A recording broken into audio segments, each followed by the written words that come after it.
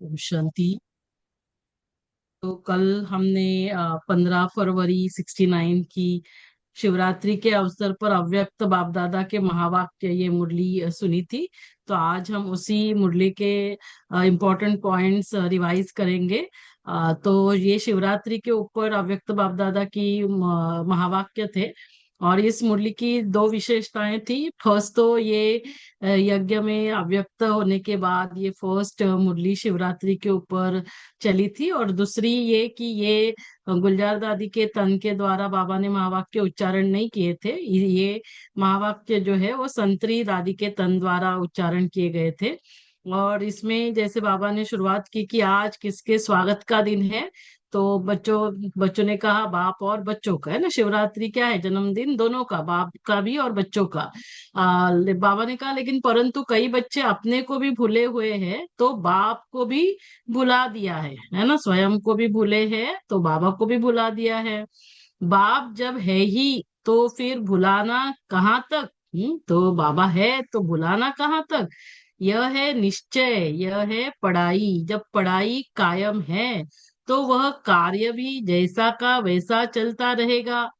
वह निश्चय नहीं तो कार्य में भी जरा क्या होगा, ऊपर नीचे हो सकता है। तो क्या होना चाहिए, निश्चय और पढ़ाई, ये हमें बिल्कुल याद रखना है ना। क्योंकि बाबा सिर्फ क्या है, अव्यक्त हुए हैं, व्यक्त से अव्यक्त हुए। बाबा हमारे बीच में ही है लेकिन अव्यक्त। बाबा को हमने विदाई दी नहीं है तो जुदाई भी नहीं है। तो हमें बाबा को भूलना ही नहीं है।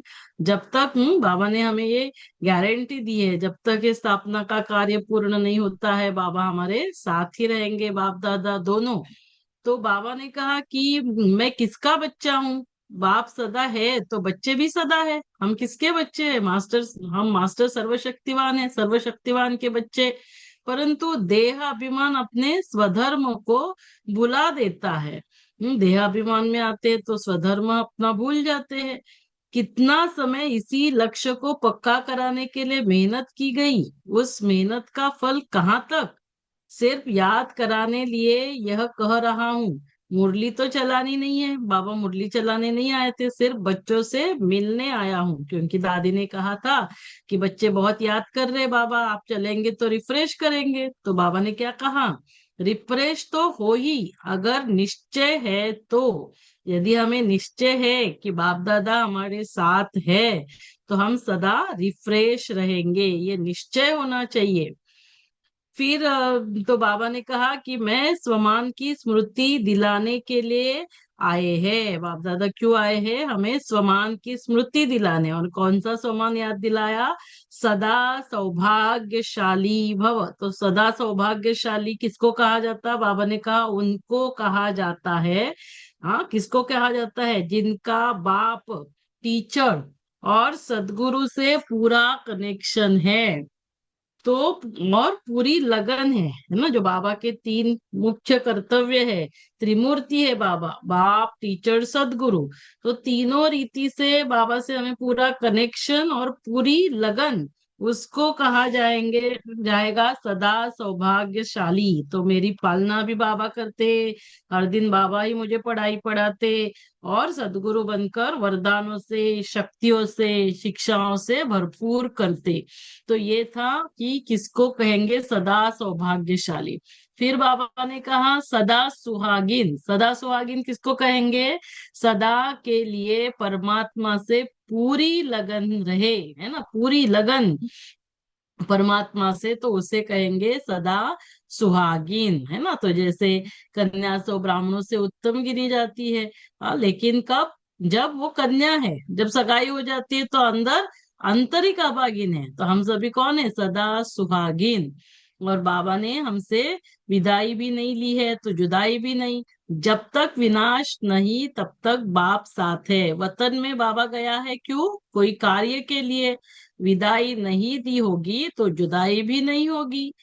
तो बाप का खेल चल रहा है, ये सारा क्या है, ड्रामा। और ड्रामा के अंदर ये सारे पार्ट चलते हैं। तो खेल में खेल चलता रहेगा। आगे तो बहुत ही खेल देखने हैं, आगे बहुत कुछ देखना है। परंतु क्या करना है, संभाल संभाल कर चलना। संभल कर नहीं चलेंगे तो कहाँ खड्डा भी आ जाएगा, एक्सीडेंट भी हो पड़ेंगे, तो हमें अटेंशन देना है ना। ये सारे हमारे जीवन में माया के पेपर्स आ सकते हैं, तो बच्चों की भी दिल पूरी करनी पड़ती है। तो इसीलिए बाबा ने कहा कि हमको बाप दादा को सदा साथ रखना है। फिर बाबा ने कहा बाबा को वतन में बहुत कार्य करने पड़ते हैं, बहुत बिजी रहते बाबा, बच्चों की भी दिल पूरी करनी पड़ती, तो भक्तों की भी दिल पूरी करनी पड़ती, और सभी कार्य संगम पर ही होते। बाबा का परिचय मिला, हमें खजाना लॉटरी मिली। अभी बच्चों की सर्विस पूरी की, बच्चों को तो दे दिया खजाना लॉटरी, अभी वतन से अभी सबकी करनी है।